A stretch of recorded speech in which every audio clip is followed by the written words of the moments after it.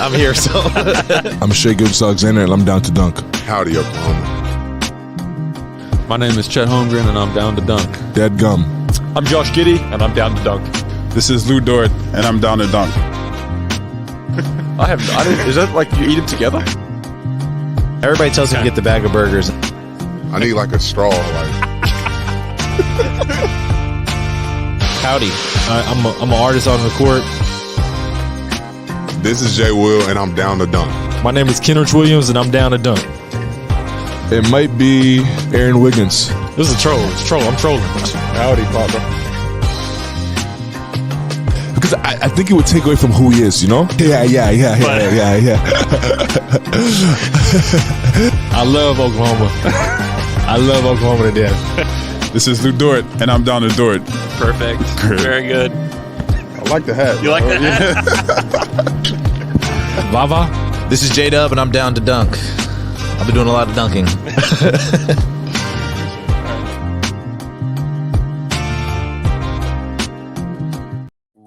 Welcome to Down to Dunk. I'm your host, Andrew Schlecht. We're part of the Athletic Podcast Network. With me, as always, on Mondays, but it's not Monday, it's Tuesday. With me, never on Tuesdays, hardly ever. Gosh, I have no feel for what day it is whatsoever. I'm a disaster today. It's Michele Berra. Michele, what's up? Well, first of all, it's Tuesday. It's the second Tuesday in a row, Andrew. We did it also last Tuesday. I know. I know. I'm recording from a very different location, so anything can happen. Kids can storm in the room. Connection can drop. Anything, like just about everything. It's great. That's great. I know what else is great. This Thunder team is legitimately great. I mean, they are so far ahead of schedule when it comes to what we had hoped. You know, I think that this season right now looks a lot like if I would have forecasted next season. You know, if I would have thought about what could next season look like. You know, you have a year of Chet. You have, J-Dub, another year. I mean, it feels like that. And you kind of look up and you think, holy smokes. Like they're here already. And it's pretty astonishing to just look at the overall stats of this team today. I mean, they're third in net rating, 8.7, which is much higher than anybody else after them. Denver's at 5.7. Minnesota's at 5.3. Milwaukee's at 5.3. The only teams ahead of them are Philly at 10.3. And they've had a really easy schedule, but they're a really good team. And then Boston, who's in Oklahoma City tonight at a 10.4, they're 22-9. They went through this stretch where, Jay and I thought in an 8-game stretch, that's pretty tough. If they went 4-4, we'd feel pretty good. They went 7-1. They went 7-1 during that stretch. And with the one game being an unprecedented performance from probably the best player of all time, like becoming 25 again and destroying the Thunder. That is why they lost that game. It's a must-win game. Yeah. And and a lot of it was the Thunder just didn't shoot very well in that game. And exactly. On top of that, they actually shot the ball well. They played well. Yeah. It was. They didn't turn the Lakers over as much as they could. They didn't defend the ball. The doubles. I think it was interesting because the way they double team Anthony Davis was not great, but it helped them to play the next teams in Minnesota, New York, and Denver much better. They defended, Towns and Gobert so much better. They defended Randall so much better than they defended Jokic so much better. After that, it was actually a great learning experience for them that Saturday against the Lakers. Yeah, about that. I was listening to No Dunks yesterday, and Jay Skeet was saying, yeah, we all know that the best way to defend Jokic is making him a scorer. And I felt like OKC tried to do that. They tried to play the passing lane, to double only when necessary, and first to shield the possible passes to the corner before having someone doubling Jokic to provide him to get a layup. And you're right. I mean, they defended the Lakers in a very similar way, and the Lakers made a lot of shots. And I think that the Lakers attacked that kind of double team very well. And OKC had time to adjust on those errors. I think that they doubled Anthony Davis way too early. And with Jokic and with Gobert and with others, they did it a little bit later. Like a split second there makes all the difference. But you're right. I mean, these over the past 10 games, they are still the third best team in net rating. And they had probably the hardest schedule of anybody in the league over the past 10 games. And it's insane. I mean, you always expect, I mean, they will lay an egg here. Yeah, they will maybe lose this one.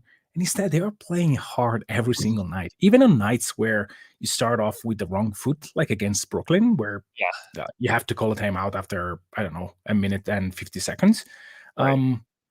You came back, you play your way, you turn up your defense just as much as you need, and you're clearly better than middle of the pack teams. Like clearly, like Brooklyn played well for 2 quarters. OKC turned the switch for 7 minutes defensively, and it was over. It was over. And then you have this weird jade up fourth quarter thing happening again and again and again, where the game is in control but not over, and just makes like 3 possessions in a row where it destroys the other team and the game is over. It's borderline insanity. And suppose that this season is a 43, 44 win season and the next one is 50. Maybe you expected a little bit more. This is completely unexpected. And even the way, even like this stretch, we did not expect that to happen. And it's insane. They keep improving, and I mean they are just a very, very good team that you want to see through this season and just enjoy. Because it's something that I mean nobody can predict. It's really burn your assumption or whatever Presti said. It's for real. And like it's funny because the national conversation when it turns to the Thunder is like they don't know exactly how to talk about the team. They just want to talk about how they have all these assets and it's time to make a trade. But when you like look at like what they've done and what they're doing now, like to me, I'm just like, why? I mean, you look at like the point differential according to Cleaning the Glass plus 9.1.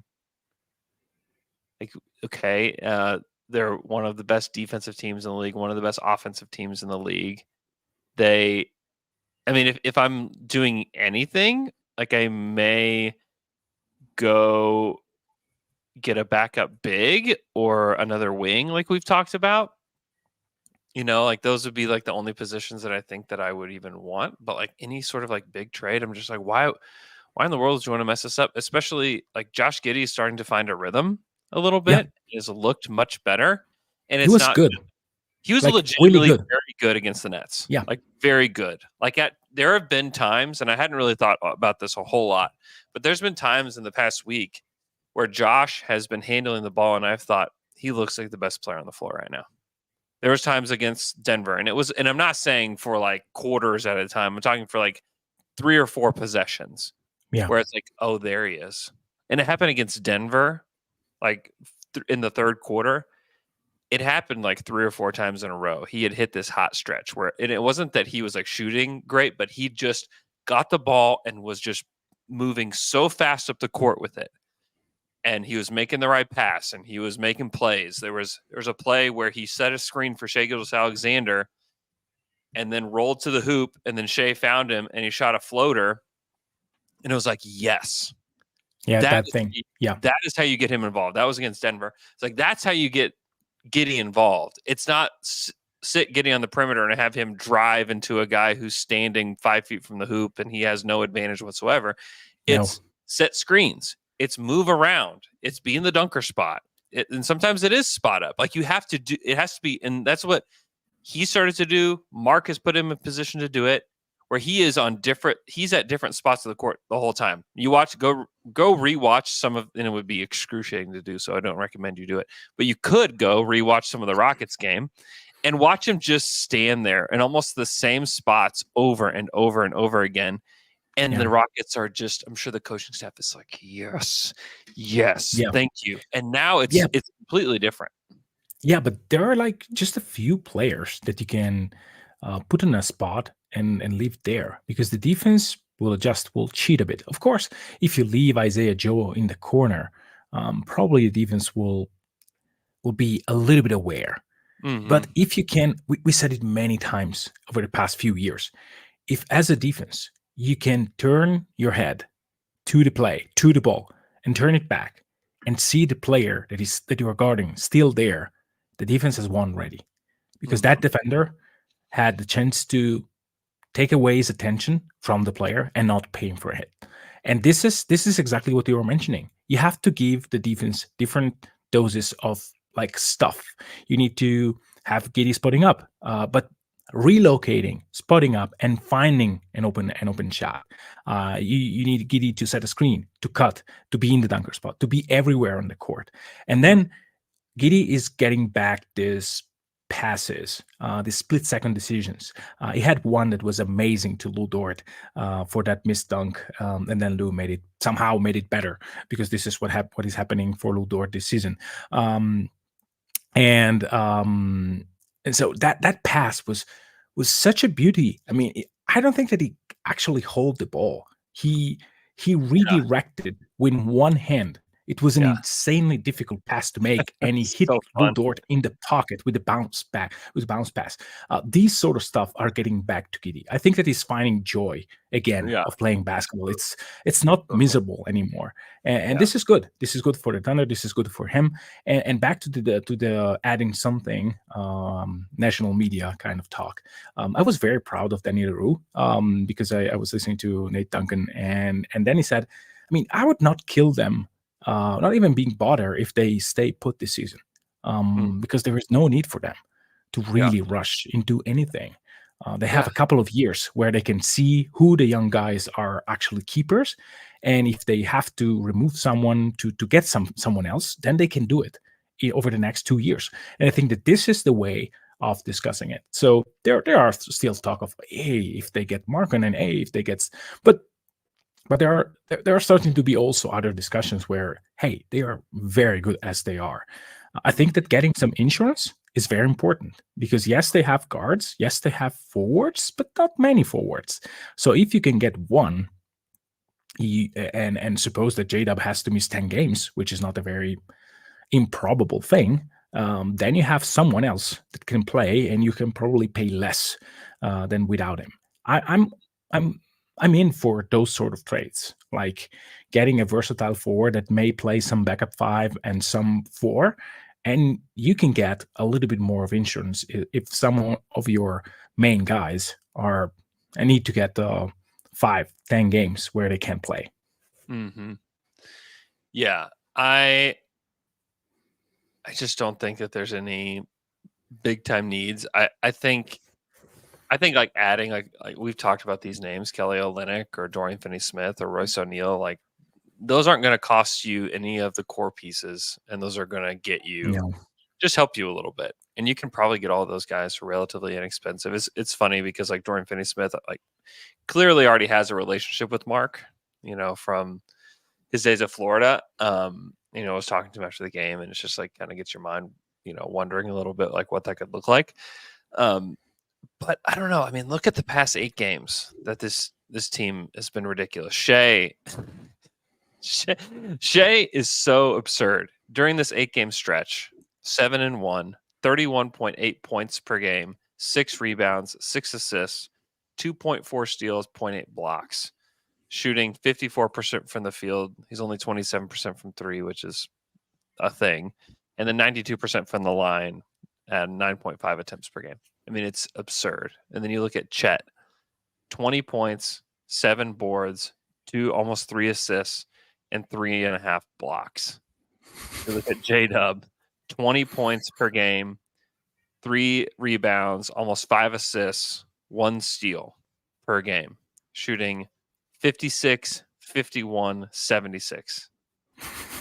That's bonkers. It's insane. And then like Dort's 12.5 points, shooting 51% from 3.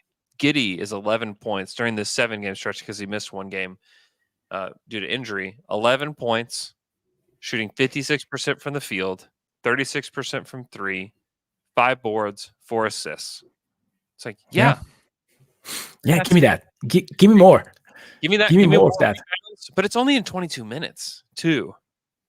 Yeah. You know, I mean, like, no, I was saying give me more instead of like the first unit. Give me more games. I want to watch this more. I don't need more from them. And one thing that I think you tweeted out, or someone of the Down to Dunk crew tweeted out, that OKC is also improving their rebounding. Maybe it was someone else on Twitter. I don't know. I read it somewhere that OKC is really improving the rebounding percentage. Maybe Stephen Dolan. I'm making confusion here. But the point is that they are not getting killed on the boards every single game. They are in some games, sure, because this is not a thing for them, but they are also taking care of the rebounding much better than at the beginning of the season. Yeah, in the last 8 games, they're 23rd in rebound percentage, which is not 30th or 29th. Yeah, it's improving. They're not great, but they are better, and that kind of matches the eye test too. Is that they are? I mean, they're just improving, and that was like the thing, and we talked about it even at the beginning of the season. Was you could definitely improve the rebounding percentage by adding a good rebounder to the team. Mm-hmm. Absolutely, if you added a really good backup center, that'd be great. But even if you added somebody, it would still remain true that the team needed to be better anyways. Yeah. You know, and you'd rather the team improve internally before you added somebody else to it. And like, okay, well, he'll get it. He'll take care of it. You know, you want this team to fight for it. And they've started to do that. They have gotten much, much better. And boy, they have such an awesome test in front of them. And it's really kind of cool that you have this like amazing stretch where, you know, they beat Denver, beat Memphis, beat the Clippers, lost to the Lakers, but then beat Minnesota, the Knicks, Denver, and Brooklyn. And now it's like great. Like they have been just like passing every single test that you want them to. It's like they've been resilient in these games. They destroyed Minnesota. They fought hard against the Knicks, and then they destroyed Denver. It's like what? Like during that Denver game, like my eyes were just like wide open, just like wow. And that was the moment watching that game, because I know people still want to talk about trades, but it was like during that game that I just like thought they don't need to do anything. Like why in the world would you want to disrupt what they have? They have good players up and down this roster. Like their top 11 guys, I think are really good. And then like maybe you'll get a Davis Bertans game here and there. You know, Jang still isn't ready, but maybe he gets ready. I don't know. I still like Lindy, but like Shea, Dub, Chet, Dort, Giddey, Cason Wallace, Isaiah Joe, Kenrich, Wiggins, Jay Will, Vava. Yeah, Vava is playing. He's playing pretty good too. Yeah. Like he's playing he's good. Not scoring, which doesn't bother me too much, but he's moving the ball. He's attacking. Yeah. It's great. I mean, that top 11, you feel pretty good about it. And like really to me, the only thing that's truly missing is like a legit backup center. But even then, like they have been, and this has been really, really kind of cool to see. And they did this against the Timberwolves. And we talked about it last week. They were just like, we don't care. We don't care that we're smaller. In fact, we are only going to play small players against the biggest team in the league. And we're going to force them to adjust to us.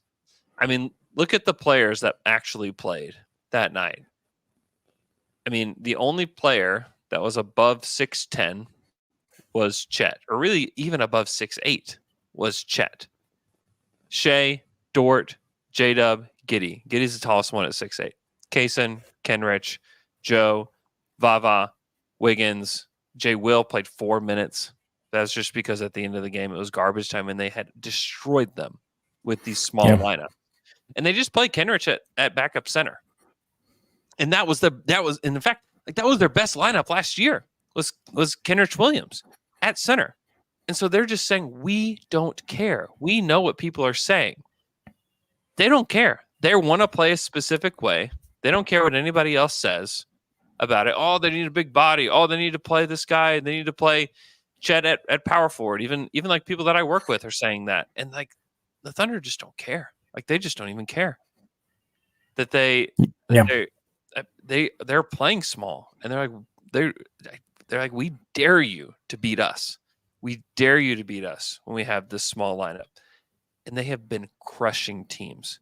I mean, they all the numbers would indicate that this is a team that could contend for a championship this year. All the numbers indicate that. Now, the only number that doesn't indicate that is their age. Like that's the only number. Every single other number would indicate this is the kind of team that contends for a title. With a point differential, really what you're looking for is +6. So like the teams that are +6 right now, Minnesota, Clippers, Thunder, Philly, Boston. That's it. Denver's at a +5. We know Denver can get there. Like no one questions that. Yeah. Milwaukee at a +4.7. They can get there. I don't think anybody doubts that. I think everybody else is a big fat no.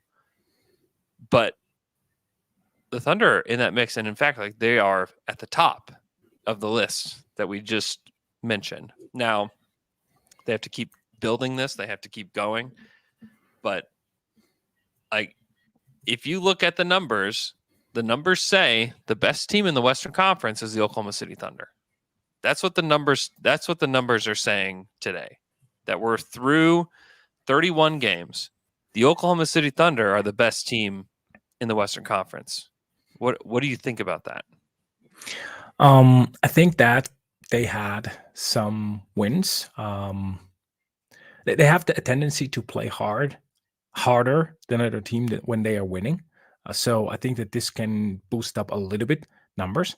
But they are winning big time. So by the numbers, they are sure one of the best teams in the league and also one of the best teams in the West. I think that you mentioned about going small and stuff like that. Yeah, they can go small, which is a plus. They are successful going small, but I was impressed by the way in which OKC played against Denver when Jay Will was on the court. I mean, this guy is not playing nearly as much as he was last season. And he was borderline an NBA player 12 months ago. And he goes into a game that OKC is kind of winning, but not really winning. They were up, but not up big time. And he makes like 4 or 5 plays in a row. And the game is wide open. The game is done, basically, after the sequence that he had, the block, to charge, the few possessions where he's hard on defensively, spot on with his brain into the game, and he's just making good plays after good play.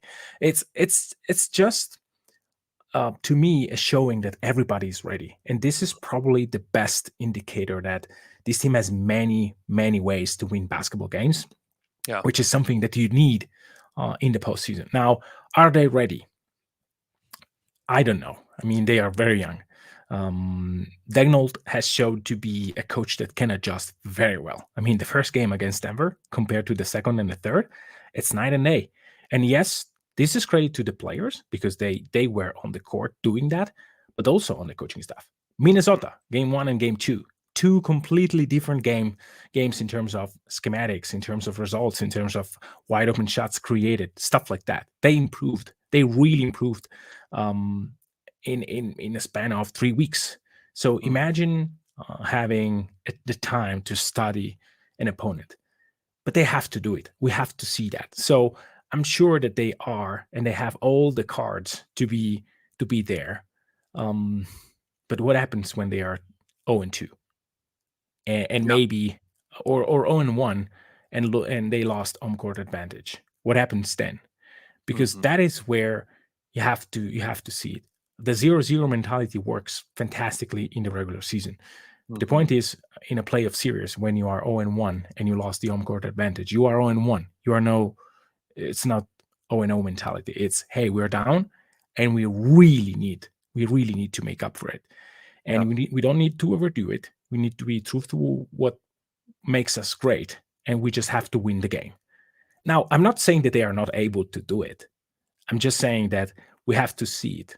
But in terms of regular season, I mean, we have seen enough, I think, that if this team is healthy, if this team stick together as they did for the first 31 games, they will be a great regular season game, regular season team. Sorry. And to me, I think it's silly to bet against them having a top 5 record in the Western Conference, because this is what they are. Yes, anything can happen. They can just forget how to play basketball, or someone can get injured. Yes, the second thing can happen. The first thing I would not bet against. I would not bet that would actually happen. But yeah, in terms of postseason, it's a different game. It definitely is, and I do still mostly lean that this Thunder team is too young overall. Because if you look at the guys who have played the most minutes for the Thunder this year, Chet's 21, J-Dub's 22, Giddey's 21, Casey Wallace is 20. But you also look at some of these other guys. Shea's 25. Yeah. He's in his prime. Lou's 24. Isaiah Joe's 24. Kendrick is 29.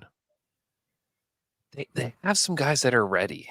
And they have shown that, and now it's and the truth is it's more on J-Dub and Chet, obviously, to be ready. And we've seen guys come into the postseason and not be ready. Would it shock me if Dub came into this postseason and just wasn't ready?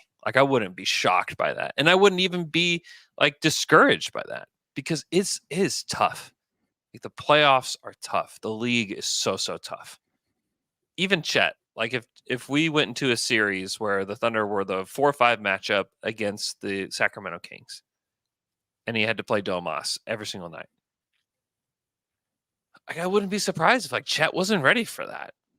That wouldn't shock me. Or if they played, and I don't think they're going to play Minnesota, because I think Minnesota is going to be one of the top 2 seeds, and the Thunder will too, and they wouldn't play them until way later.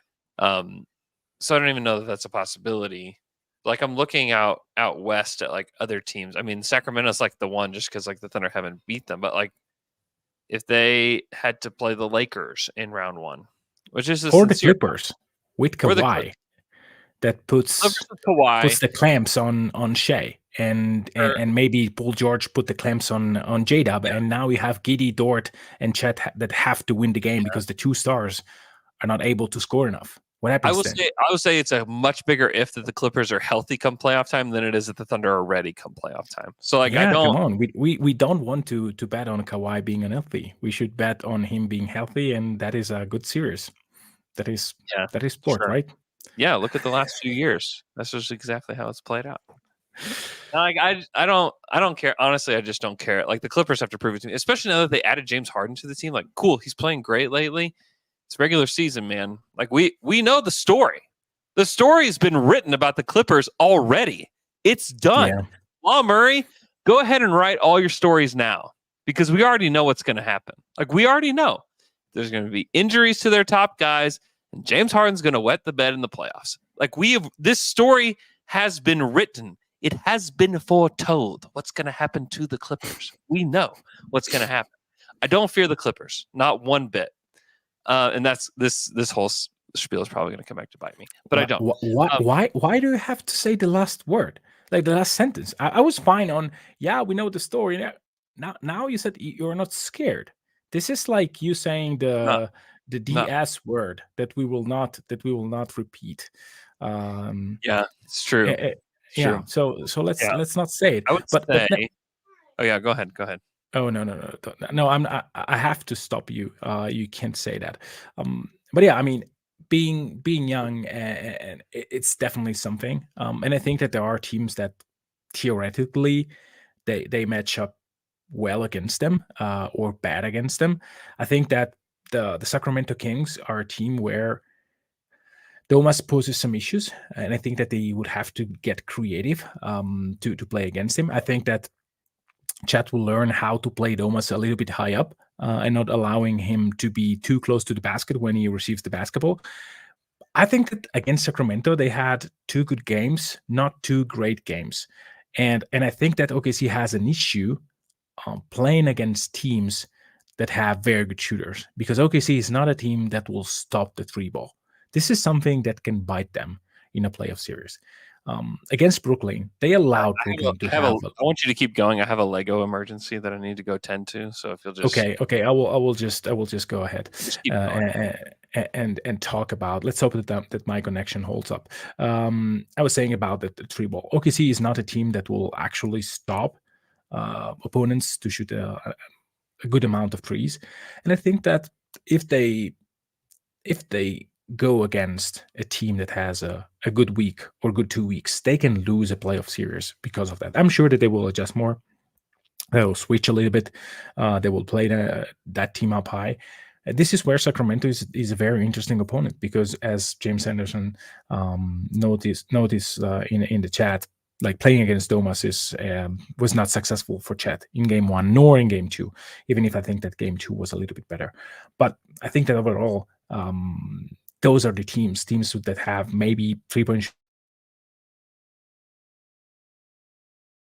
teams where OKC.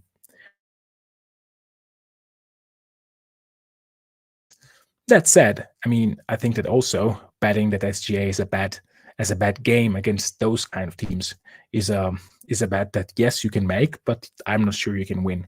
And I think that Shea was not at his best against Sacramento, and not for things that Sacramento did. Sometimes you just have a bad game. And I think that in the first game it was not even there, or maybe it was against New Orleans. But anyway, okay. I froze for a bit. I'm sorry. I'm in the mountains in vacation, and I have only this. So all in all, I think that OKC has a legit chance to be a tough out in the playoffs. I don't know what kind of postseason they will have, because again, being this young, being the first time, it's really hard. I think that the game is officiating in a different way. The opponents are playing you in a different way. I think that we will see a very, very different kind of scheme against Skiddy, for example. They will try to cheat on him and Lou Dort like crazy. Maybe to like they will just allow them to make any 3-point shot, take any 3-point shot, because this is how I would actually do that. I mean, they will have to prove me that they are able to make enough threes to win the game, and I will try to focus on Dab and Shea. So there are many things that they need to work out. I think that one very good thing that is happening for the Thunder this season is that teams are already adjusting to what OKC is doing. So they already seen a lot of what can happen in a postseason. Okay, so are there any questions while Andrew is away? I see one from Lawrence Field. Miki, what is your favorite après-ski drink and dish? I don't have like a favorite one, but I drink something on good days that is basically coffee with brandy and a liquor that with eggs that I don't know how it is called in USA. Maybe Andrew can help me. We were already talking about different stuff like après-ski drinks and dishes. What? The drinks that you drinks and eat after you ski in the mountains. Oh, And so there is this drink in Italy that I don't know how it is called. It's coffee, brandy, and an egg liquor. Do you know what's that? The yellow liquor with the yolks of eggs. Do you have that? eggnog. Okay. If you put all this 3 thing and a little bit of cream, it's the best. Wow. While skiing, the best. Because it warms you out and you're a little bit crazier on the slopes and everything works out perfectly. Oh, that's awesome. we are having some Lego troubles here. We're in the midst of like building Legos. I don't know what's going on. Just I've got to pause just one more time. I don't know. Hold on. Okay, I will keep answering questions while Andrew fixes this Lego issue. Let's see. Camino, do you think the Thunder should stay put and find their identity this season, or make a push and trade for a solid 4 or 5? I think that the best way is to stay put. If something is available, like someone wants to get rid of a player because of salary issues or stuff like that, OKC feels that that guy could fix some issues that they have for very little money, I think that they could do it. They could definitely do it. From Renato Morales, do you think the lack of three-point shooting SGA have is going to affect us too much in playoffs? I don't think so. I think that Shea is taking a lot of off-the-dribble threes that are not going in at a crazy rate, but I see his three-point shooting off the catch being very good.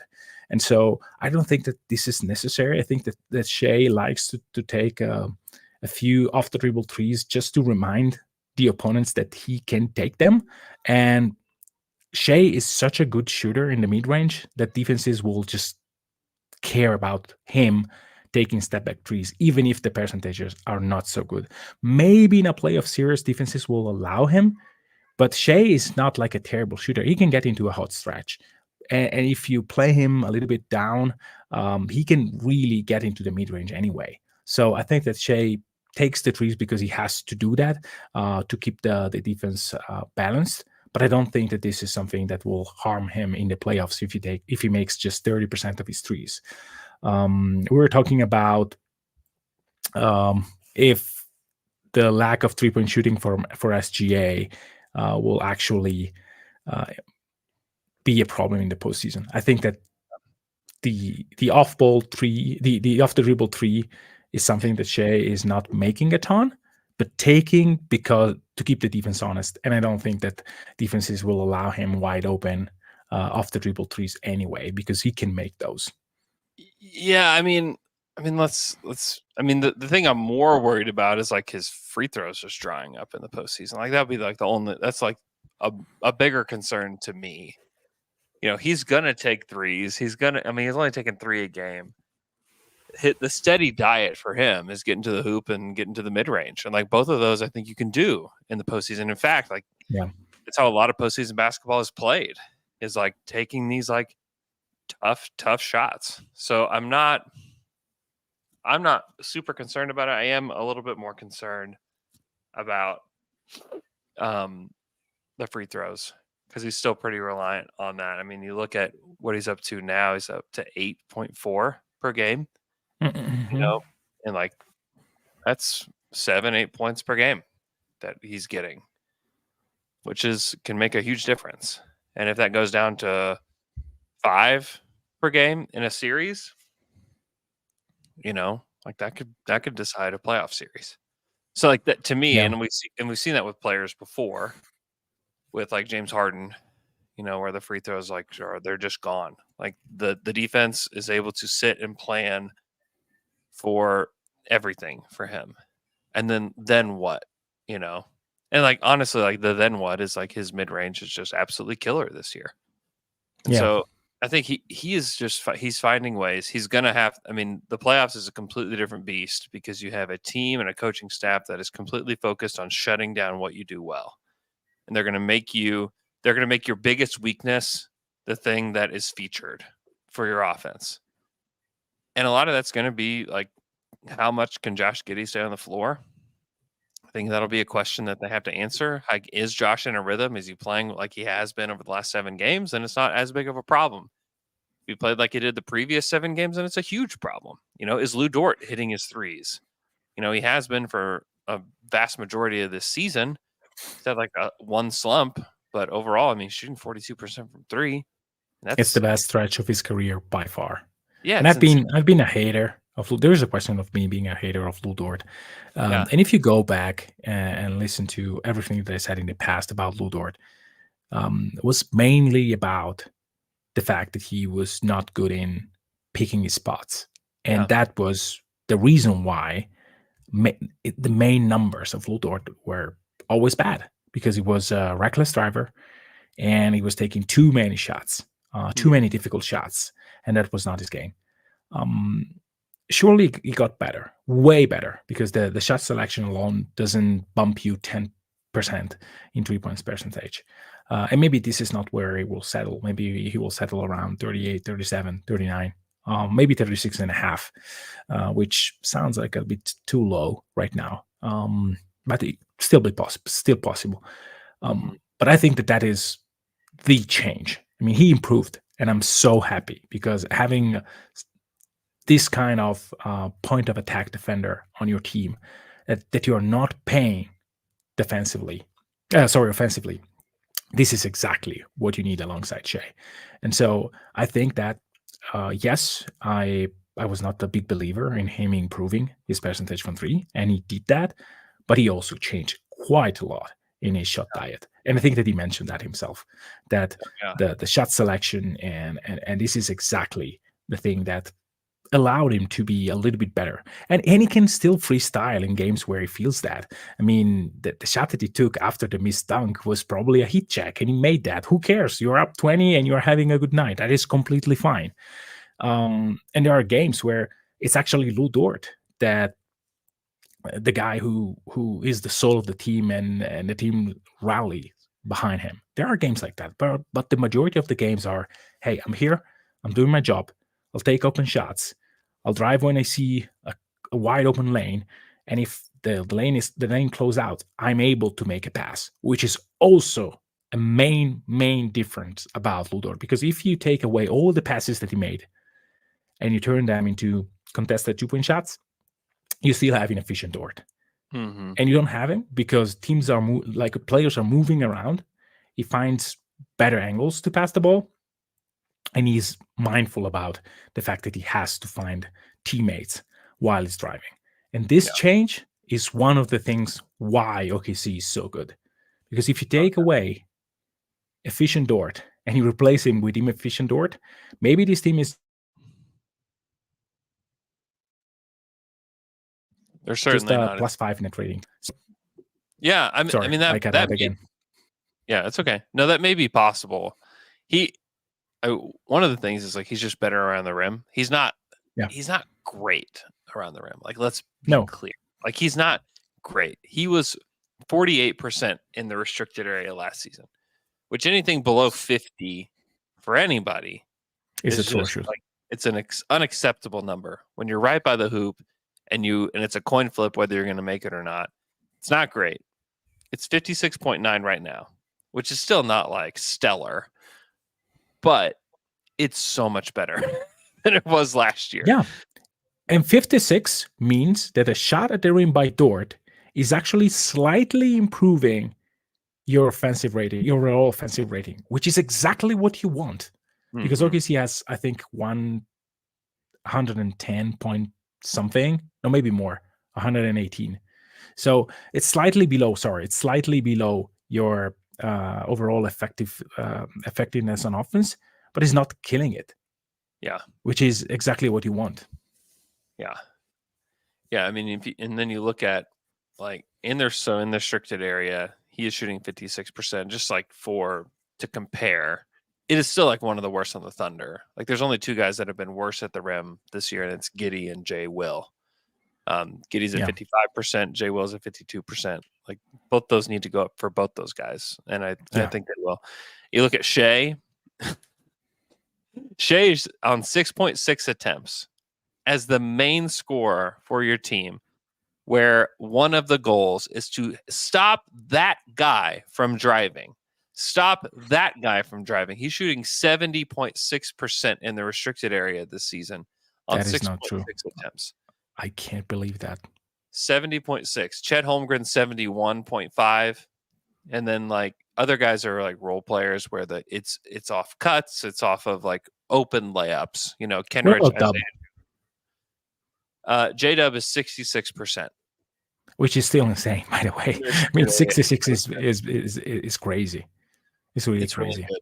Yeah, it's really good, especially for a guy who is like the focal point, one of the focal points, who is like, please stop that guy too. Unbelievable. Can we talk about Chet? Chet offense? Can we? Yeah. Shall Oh. we?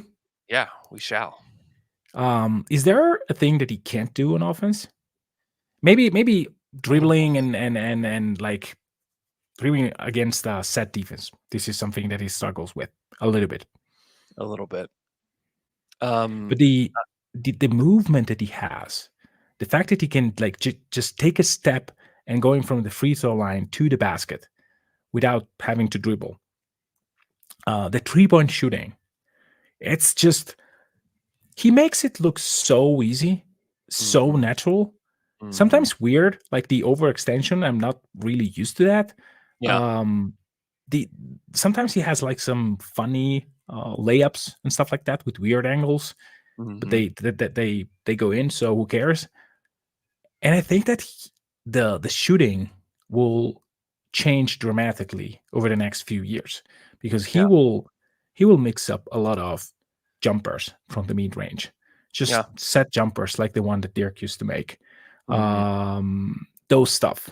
I think that he has them. He doesn't take too many because I think that he's still working on them. Yeah. But boy, this guy is insane. And the way in which he affects everybody when they try to approach the basket. There are guys who can get by and maybe dunk on him, but the majority of the guys are really aware that he's there. They change decisions mid-air, turning like a potential layup into a crappy pass on the legs of the teammates. Like these stuff are happening, and for a rookie, this is insane. This is not like Walker Kessler putting up numbers and stuff like that, because nobody believed that he could actually block a shot, even if he had like great numbers in college. Like Chet, Chet is really changing. I mean, LeBron James got blocked. Yeah, like AD. Yeah, like thrown back. It was absurd what they were able to do, or what he was able to do, and even against the Nets too. I mean, I remember there was a play. They were in transition, and it was just Chet as like the guy out there, and the first guy, I can't remember. I think it was Royce O'Neal, wasn't willing to try to drive on Chet, so he just backed it. It was like a one-on-one fast break, and he was just like, "Nope, not doing that." Nope, not doing that. Yeah. Finney Smith drives, sees Chet there, throws it back out. Dinwiddie gets it, drives in, stops short of hitting the paint, and just tries this like really bad floater off the backboard that rims out. Like it had no chance of ever going in, all because they were afraid of Chet. And like that, and the Nets are probably one of the most ill-equipped teams to drive on him, just because they don't have any like really strong like ball handlers that can really drive on him. But I mean, yeah, he's affecting shots in the paint all the time. He's blocking shots. He's as a defender, he's incredible. As an offensive player, as like that trail three, that above the break three, he is just lethal. I mean, he's shooting 40% on above the break threes right now. 40% on 115 attempts. Yeah, that's crazy. That's same as Isaiah Joe, who's taking 125. He and Isaiah Joe are shooting. He's actually shooting slightly better from above the break. Yeah. I mean, that's how good he has been this season. And to answer Hoopstock 69, there should be a stat when Chet that there are shots. There is a stat. You can see on-off numbers from cleaning the glass and see the frequency of shots at the rim by opponents and the accuracy. And Chet is, I would say, top 10. It's not top 5. There is a lot of noise. Among centers, Rudy is ahead of him. And I mean, it's actually, eye test, Rudy is actually a huge deterrent. But Chet is not very far behind. So you can also see that in the numbers, that I think that the opponents are shooting 2.5% less at the rim, and the frequency is 4 points percentage lower. So these are already good numbers. Gobert has better numbers, but I think that Chet is on his way. I'm not sure he will make any all-defense team, but he should, because the defense is actually insane for him. Yeah. I I mean, you look at above the break threes amongst all centers in the league that have taken at least 100 threes, and even we'll take it down to 99. We'll take it down to 74. He's the second best amongst all of them. The only one that's shooting better than Chet from above the break is the self-proclaimed best shooting big man of all time, Karl Anthony Towns, at 41%. He's shooting, again, 40.9% from above the break. Much better than Larry Markkinen, Julius Randle. Brook Lopez is at 30%. Jaren Jackson's at 34%. Victor Wembanyama is at 29%. Kevin Love's at 35%. Kristaps Porzingis, 33%. Vucevic, 26%. Miles Turner, 36%. Nikola Jokic, 34%. Naz Reid, 38%. Zach Collins, 31%. Joel Embiid, 35%. Those are all the guys that are taking the most above the break threes that are bigs. And he is shooting the second best percentage of all of them. Yeah. While playing two ways. Because Cat, Cat is not. He's not the center and he's not the defender. He can play center if you want to have a. I mean, the T-Wolves have to play Naz Reid, and even that didn't work against the Thunder. They actually decided to play without them. But anyway, still, it is impressive. And again, I think that Chet has room to improve the shooting, the number of shots he takes. I think that he could take like 8 threes a game easily. It's not his game. It's not something that he wants to do right now. But I wonder if this is something that will happen in the future where the offense will feature Chet a little bit more. I mean, Giddey took 8 threes against the Nets. Mm-hmm. I wonder why Chet shouldn't take 12 based on that.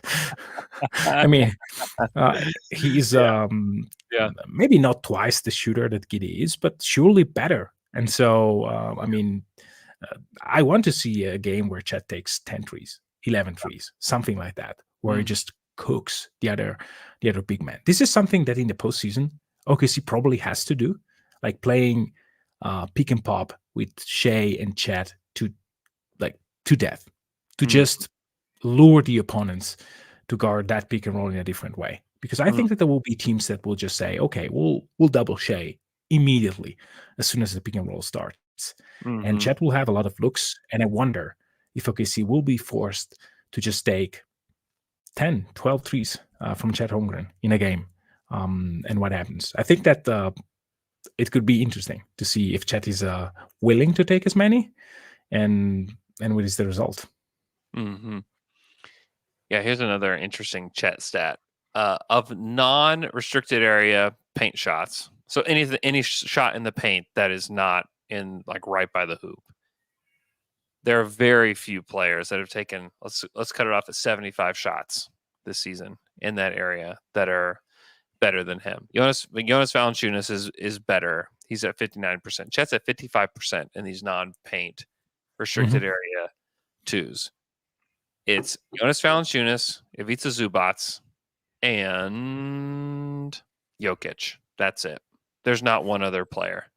So like he's better in those non-restricted area in the paint shots. And this is the stuff that he's going to get better at as he gets older, because he's going to get stronger. He's going to know which shots are better for him.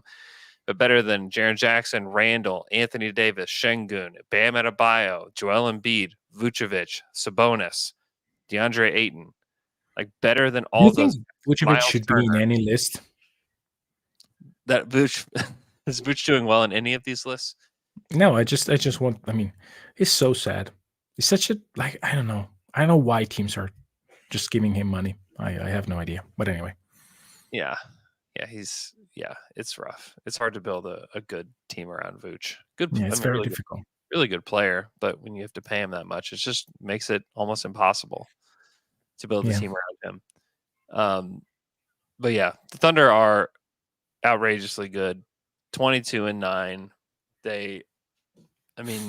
Again, you look at the numbers, they say this is the best team in the Western Conference. This is the one. And it's not particularly close. Now, they don't have the best record. You look at the 24-8 to the Timberwolves, who lost to the Knicks yesterday, but their point differential is much better. 5.5 to 8.6. And the Thunder are going to get a chance to prove it tonight against the Boston Celtics, who come to town with the league's longest winning streak. They've won 6 in a row. They are very good. This Boston Celtics team is very good. They've had some soft. The last 3 games have been pretty soft for them, so I think will be interesting to see if they can sharpen their blade in time, because they're off of a really blah stretch. Pistons, Raptors, Spurs are the last 3 games for them, and then they have to come in and play the Thunder tonight. But yeah, they've beaten Kings, Clippers, Lakers, Pistons, Raptors, Spurs. So it's probably one of the softest portions of their schedule that they've had. So, by the way, about the difference between the Thunder and the Wolves this season, isn't it just a crazy Troy Brown game? Maybe a Troy Brown shot, that shot. That is the difference, because if that shot doesn't go in, OKC is 23 and 8, and the Wolves are 23 and 8. Mm-hmm. So that is the difference. That crazy Troy Brown game, which this is the NBA. This is life in the NBA. You can get that kind of game from someone like Dallas got the Isaiah Joe game when nobody knew what Isaiah Joe was. That happens, but that is the difference between the two teams. Mm-hmm. Yeah, totally. And I just like watching the Thunder better too. They're so much less annoying. The Timberwolves just possess 2 of the most annoying big men in the NBA. Yeah, but even Rudy is less annoying by the day. Disagree. And he's French, so I'm like, he's French. I know you're giving him too much of the benefit of the doubt here, man. Yeah, I'm out, way out. He's been better as a player. He's been a better basketball player. Been just as annoying to me. So, and Cat is just insufferable. I was watching that. I'll ask you this question to close. I sent a text to somebody yesterday asking, who would you rather have, Julius Randle or Karl Anthony Towns on your team? Which I got. The first response was to play basketball, and then the second response was I'd rather die. So I don't know. Do you have any thoughts on that? I think I froze Michele, which is no. I don't want to be. This question is total. It is this question has messed up your you froze me. Yeah. The internet. This question has completely frozen your internet, which is great. Which is a great way to execute this question. I'm very proud of myself. Are you there I now? think I'm back. I think. I would rather not watch basketball for. Yeah, I would much rather not watch basketball for 2 weeks, maybe 3 weeks. I don't like any of those. Probably Cat, because I had a crush on Cat when he was in college, but basketball crush that is. He was very good. Yeah, he was very good the first year in the league with Kevin Garnett there, and then he became terrible. It's just terrible to watch. Randall, I never. Yeah, but still, if he he can be your Bertans, better Bertans. Like Randall, I don't know how it would play. Yeah, Randall's he's a black hole. It's he helped the Knicks win yesterday, but he also, if they would have lost, he would have been the reason they would have lost. Yeah. I don't like that. I don't like him.